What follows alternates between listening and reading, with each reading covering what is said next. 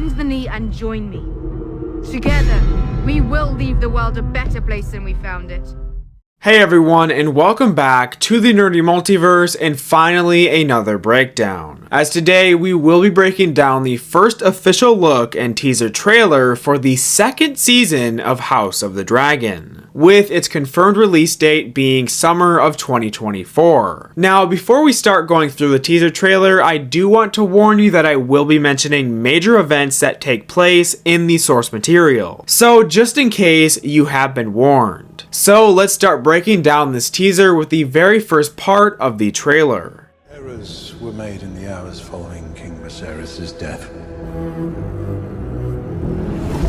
The war be fought. Many will die.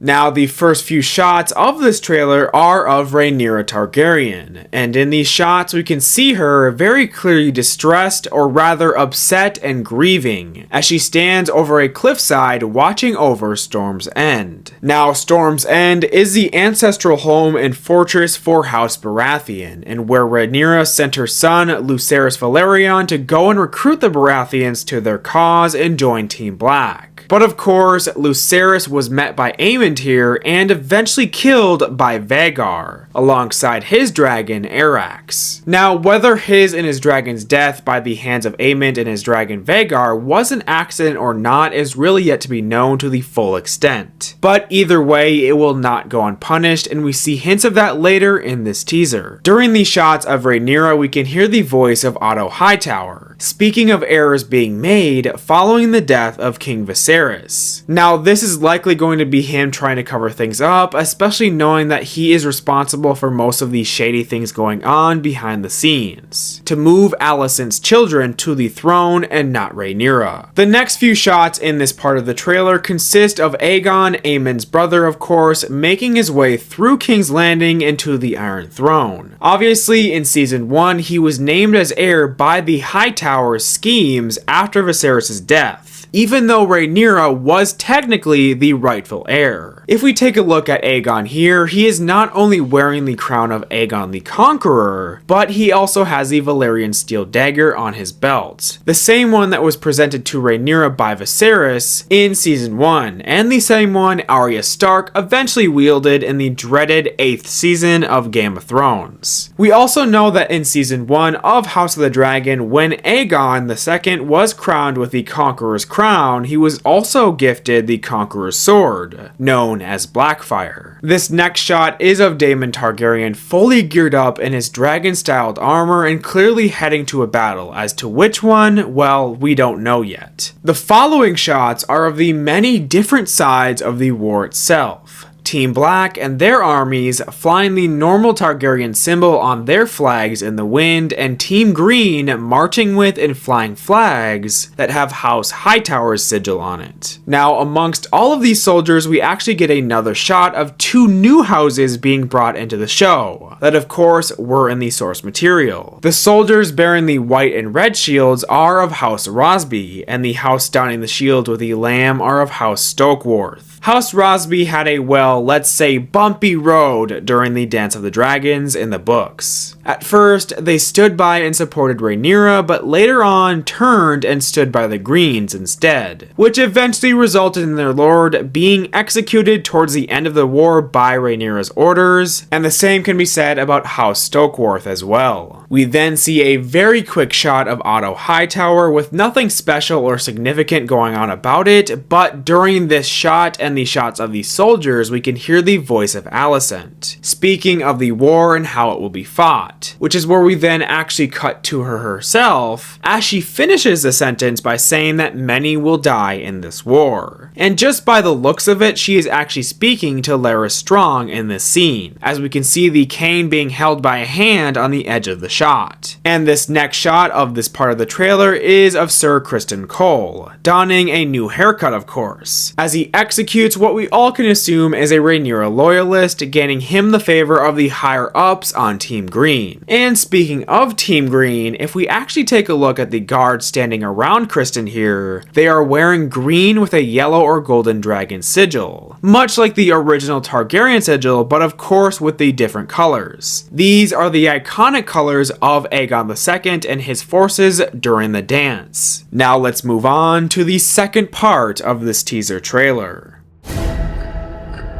And the victor will eventually ascend the throne.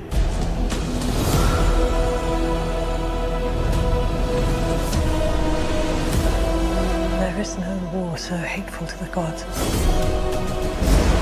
The first few shots don't have too much to break down in them, but let's just go through them quickly either way. The first of which is clearly Alicent sitting at the table of the High Council, which she and her father have practically taken over completely at this point. And the next two shots are of the heirs to the Iron Throne that this war is truly about. First being Aegon II, sitting on the Iron Throne itself and again wearing the Conqueror's crown. And we can also see he is rocking the green and yellow gold colors himself that I mentioned earlier. And the second shot being of Rhaenyra Targaryen as she sits somewhere which is probably in Dragonstone, wearing her own crown which previously belonged to the former king and of course her father Viserys Targaryen. Now here is where things get a bit more interesting and intense, you could say, as we cut to a shot of a dragon flying over a younger guy in a field. And this guy is likely to be the character of Adam Hall, a character who claims to be the bastard son of Laenor Velaryon, who of course is believed to be dead, and the dragon flying overhead is that of Laenor's itself, Seasmoke. Now if we go along with the books, it should be believed that Adam Hall will end up claiming Seasmoke for himself now, as he joins a war and fights alongside Rhaenyra and Team Black. This concept of new riders claiming dragons and joining the fight won't be entirely rare, as we will also likely see the characters of Hugh Hammer and Nettles, especially if we get a lot of the Dragon Steeds plot. The next few shots are likely hints to big things to come in Season 2. In a very similar shot to that of Criston Cole's from earlier, we see Daemon executing someone himself. Of course, someone we can assume is loyal to the Greens. And I believe this is likely taking place at Harrenhal, where Daemon will make his first moves to truly spark up the dance and avenge the death of Lucerys. We then see Aemond walking in the throne room of King's Landing and eyeing the Iron Throne. This is likely a huge hint to an arc from the books that readers will remember as the Prince Regent arc. This is when Aemond had to take over as king for some time, all while Aegon healed and recovered from his injuries. What injuries, you may ask? Well, let's just say that him, Sunfire, Aemond, and Vhagar had quite some trouble with the queen that never was, Rhaenys, and her dragon, Meleys, which left Aegon burnt and scarred with his own armor melted into his own body and skin. Now, I won't go into too much depth and spoil any sort of deaths for any battles like this one or the others we see hinted at in this teaser for your sake to keep that shock value. But hey, who knows, they could always switch things up too. Now moving on to the next part of this teaser. There's a war between kin.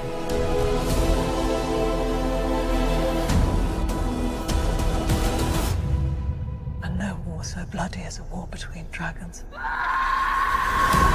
Starting this part of the trailer off with a shot that is very clearly in the north, as we are in the snowy environments of that area. This is likely where we will see Jaehaerys meet with the Starks and recruit them to join Team Black, where we will eventually see the introduction of Cregan Stark, arguably one of the greatest Starks to have ever lived, and one of Rhaenyra's most loyal supporters all the way up to the end. Cregan and Jaehaerys grew such a strong bond during the dance, in fact, that they ended up creating a pact sealed in ice and fire. The next shot is of Rhaenyra and her dragon Syrax in what seems to be a rather intense face-off on the beach. But I don't actually think this is a hostile encounter, as it looks like they are meeting with Seasmoke and his rider, who is likely going to be Adam Hall in this scenario. And this is going to probably be where she learns of what has happened to Laenor. Now at King's Landing, we see even more hints at what is going to fully scorch the wars of the Dance of the Dragons, as we see Princess Helena in what is likely all black clothing and a large amount of guards and musicians marching the streets. This is definitely a funeral, but more on that in just a bit. We then see a few quick shots of the first few battles of this war, of course having to include the Scorches of War, or in other words, Dragonfire. This could very well be the first battle of Tumbleton. Now during these shots we can hear the voice of Rhaenys as we then go into seeing her as she is speaking to Rhaenyra, saying that there is no war so hateful to the gods as one between kin, and no war as bloody as one between dragons. And seriously, I cannot wait to see the actual dragons and their riders fighting one another in battle being brought onto the screen. Whether it's battles like the battle at Rook's Rest or the battle above the God's Eye, it's all super exciting. And speaking of dragons riding into battle, the last shot of this part of the trailer is of Baela riding her dragon Moondancer into battle, very reminiscent of her mother Laena in season 1. Finally, moving on to the last part of this first teaser trailer for the second season.